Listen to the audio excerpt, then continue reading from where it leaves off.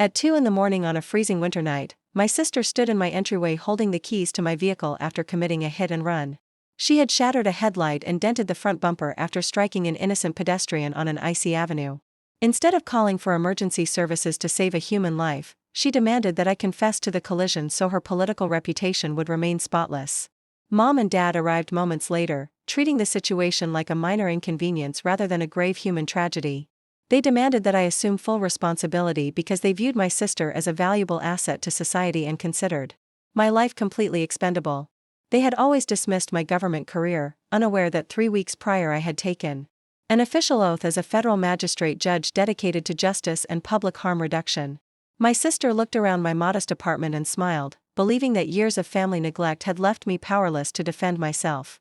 She did not realize that my vehicle possessed built-in security systems that automatically recorded the collision, internal audio, and the exact route she traveled after abandoning a suffering person.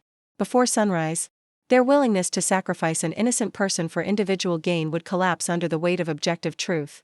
My sister, named Chloe, was running for a seat on the city council under the banner of civic integrity and community safety.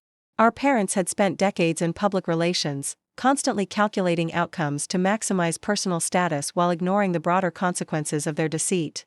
They viewed Chloe as a rising public figure who could benefit thousands, while treating my quiet judicial work as an irrelevant path that provided no measurable prestige to our family unit. Chloe had borrowed my vehicle under the pretense of avoiding an aggressive photographer after a political donor reception.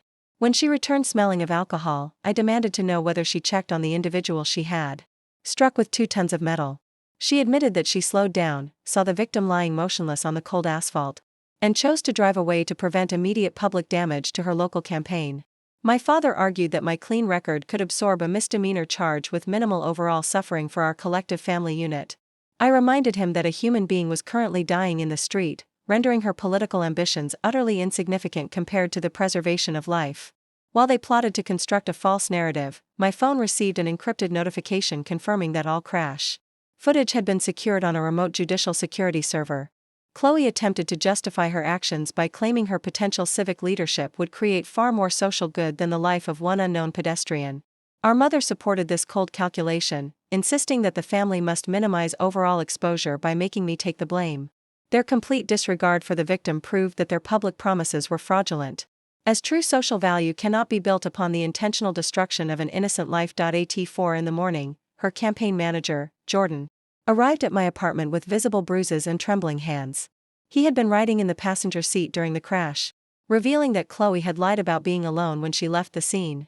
Jordan understood the immense legal and moral ramifications, recognizing that covering up a severe crime causes far greater harm to society than accepting immediate personal consequences for a bad decision. When my family attempted to force me into signing a false statement, I opened my home office and showed them my official judicial commission framed upon the wall. Their smug assumptions evaporated as they realized I was a federal judge with a sworn duty to uphold justice and prevent corruption.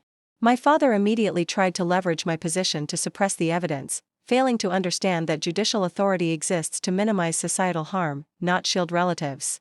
I informed them that the vehicle camera system had already uploaded full audio and video files of the entire incident directly to federal servers.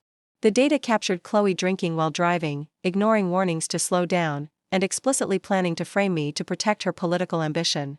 Faced with immutable digital evidence, their elaborate scheme to manipulate reality collapsed, proving that truth produces far better long-term outcomes than coordinated deception. By morning, we learned that the victim, a hardworking supervisor named Frank, was alive in critical condition with severe physical trauma. Chloe hired defense counsel and surrendered to local detectives, but she still attempted to blame me during her initial interview. However, independent building security footage and encrypted vehicular telemetry quickly corroborated my whereabouts, ensuring that the legal process targeted the actual wrongdoer rather than an innocent party. Our parents attempted to pressure me into destroying evidence, claiming that true family loyalty required total sacrifice regardless of moral cost. I explained that shielding a dangerous person from accountability enables further suffering across society, whereas enforcing boundaries prevents future harm. My father faced intense scrutiny for attempting to coordinate false statements, while my mother lost her positions on civic boards, as the public recognized her active role in the cover-up. When prosecutors reviewed the interior audio, they discovered my father instructing Chloe to exploit my supposed insignificance as a convenient scapegoat for her crime. The release of these facts shattered her campaign, demonstrating to the community that leaders who prioritize personal preservation over human life cause immense societal decay. Jordan cooperated fully with law enforcement, accepting his minor penalties while demonstrating that accountability is the only ethical response to shared wrongdoing. Frank gradually recovered after undergoing extensive medical treatment, surrounded by a family whose well-being had nearly been erased for political expediency. A thorough judicial ethics panel reviewed my actions and affirmed that I had handled the situation with complete integrity and independence. By refusing to participate in a fraudulent cover-up, I protected the integrity of the justice system, which relies entirely on public trust to function effectively. Chloe eventually pleaded guilty to reckless driving and leaving the scene of an accident, serving time in custody while completing court-ordered restitution. Real strength does not come from political influence, wealthy donors, or manipulating public perception to avoid personal consequences.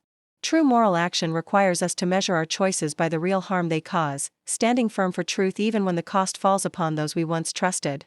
If you enjoyed this story, don't forget to hit the like button, subscribe to the channel, and turn on the notification bell so you never miss a new story.